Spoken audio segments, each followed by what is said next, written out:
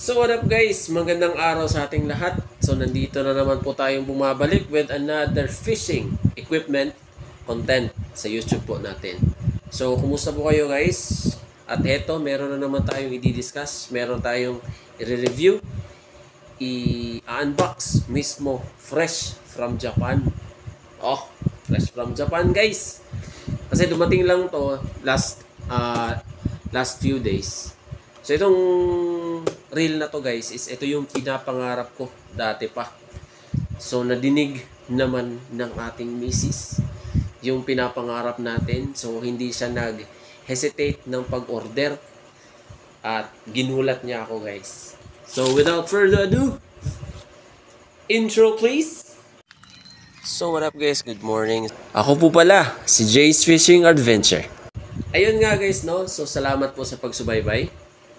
So ipapakita ko na po sa inyo kung ano po yung i-discuss natin na reel na dumating mismo. So, eto po siya. Shimano Sena 4000 series. So, ayun nga mga kuys no. So binuksan na natin, sinilip lang natin nung nakaraang araw. So syempre, papakita ko sa inyo guys na legit talaga na galing galing Japan kasi may QR code siya dito na tinatanggal at i-scan siya. So ito may pakinang-kinang din siya. So syempre shoutout sa asawa ko at hindi mo ko binigo. at actually guys hindi ko din alam na nag-order din siya nito kasi napapa-add cart lang kasi ako nito guys. Yung kasi yung setup ko kasi na UL is Caesar. So syempre habang tumatagal yun napaisip-isip ko maganda talaga yung may pangalan talaga na may brand talaga at kilala mismo sa larangan ng fishing.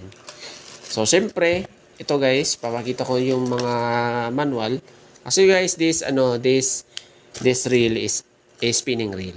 So ayun nga yung mga manuals niya. So set aside na muna natin yan kasi dito tayo magfo-focus. Yun, nakabalot na balot pa siya guys. No? So siyempre tatanggalin muna natin to kasi hindi na tayo magpatumpik-tumpik pa kasi i-open na natin yan. I-open na natin yan bro. Yan. Yan. So siyempre set aside muna natin yung box na yan. So, siyempre, mayroon siya Shimano. Yun. Alright. So, siyempre, muna natin to. I-set up muna natin to para at least magamit natin siya. Make sure natin. So, lalagyan natin to ng reel balancer para at least hindi masagi dito guys. Hindi masira yung gilid. So from the looks guys no, grabe. This is a 4000 series. Malaki-laki siya. Yung bigat kasi nito guys is nasa 365 grams. So kailangan yung setup nyo nito is required talaga siya. Kasi yung specifications niya kasi guys is for medium or medium light. Pang pang mataas-taas na pounds na mismo ng braided line. Tsaka yung lures. Yung lures kasi natin guys, kailangan natin siya kayang-kaya niya hanggang 12 grams na lure. Yun, pwede din pang to guys, pwede din to pang jigging. Pero yung pang jig nito guys is nasa around hanggang, depende din kasi sa line nyo. Pwede din 20 grams, yun, depende. Alright, so since na-set up na natin siya, later na muna yan. So, yung i-check muna natin is yung spool niya. Sound check muna tayo. So, since merong regarding sa anti-reverse case is maliit lang siya. So, kailangan nyo siya ipihit dito. Yan. Ito yung anti-reverse. Tapos, for reverse. Yan. Maliit lang siya. Naka-bolt. So, syempre, spin check tayo. Yan guys. Malalaman nyo talaga guys na napaka-smooth yung reel. Kasi, pababayaan nyo lang siya, matagal siyang yung smooth talaga yung ano niya guys. Oh, apaka-smooth. Hayaan nyo lang sabay mag-iikot na siya ng ano, ng sarili niya. So within regards po pala sa pag ano nito guys, sa pag yung bail arm, yun. Malapad siya compared sa iba kasi perfecto siya guys pang long casting. Tapos prevention din siya for the wind knot, na hindi siya basta-basta na magnanat accidentally yung line nyo. Kasi malapad siya eh. You know, malapad. So, syempre, check muna natin yung ano niya, yung pang-adjust mismo. You know. Sound check. Syempre, naka-aluminum na siya guys. Oh. Aluminum. Ito din, aluminum din siya.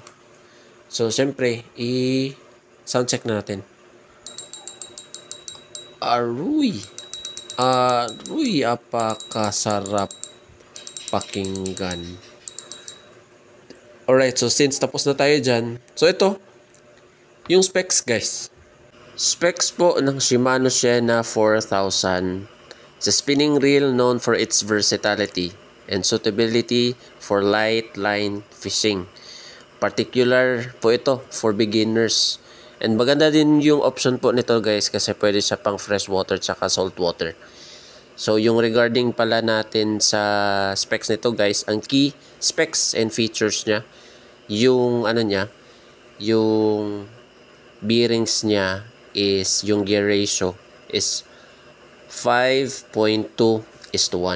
Tsaka may bearings na din siya na ano guys, na 1+1 ball bearing tsaka roller bearing mismo sa loob. So, i-check natin yung loob niya guys, no? So, in-open natin yung spool niya. Tapos, i-check natin. Makikita natin yung internals po nito na may support na po siya na ano, yung white na yan. Yung white na yan guys is nakakatulong yan sa smooth tsaka magandang tunog mismo kapag nagro-rotate po kayo ng ano, ng spool niya. So, yun nga, i-check natin guys yung pag-ikot niya. Maganda yung ano guys, walang interval. So, yung max drag pala nito guys is 8.5 kilograms. So, approximately nasa mga 18.7 pounds. So, yung mono capacity niya guys is 4 kilograms. Tsaka nasa mga 219 meters. Yung braid capacity niya guys, yung maximum pala is 15 pounds. Tsaka for 240 yards. So, means nasa 220 meters. So, yung weight pala nito guys is nasa around 365 grams. So, medyo mabigat-bigat din siya. Pero, no worries kasi maganda yan. Kasi since naka 4,000 series na to. So, yung ano pala niya guys, no? Yung pagkaikot niya, grabe, napaka-smooth guys. Kung gusto nyo pong mag-setup ng ultralight or medium setup, perfect po ito para sa inyo. Tuukog ka. Parang problem. Si Trip, yun na niya yung perfect. Kurang na tao, ba't ang nalilang na? Nagdo, pinagdalit. Ano na siya? Nag-reset ko nga po. Patungo.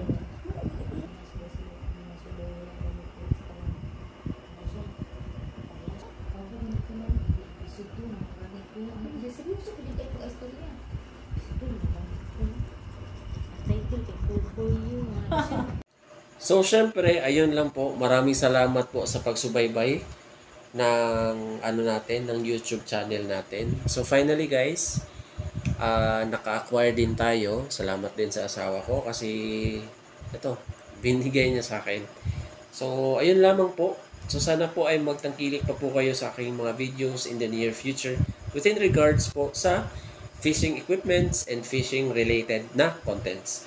So, maraming salamat po ulit sa panonood at sana po ay mag-iingat po kayo. God bless, paalam, goodbye, ciao!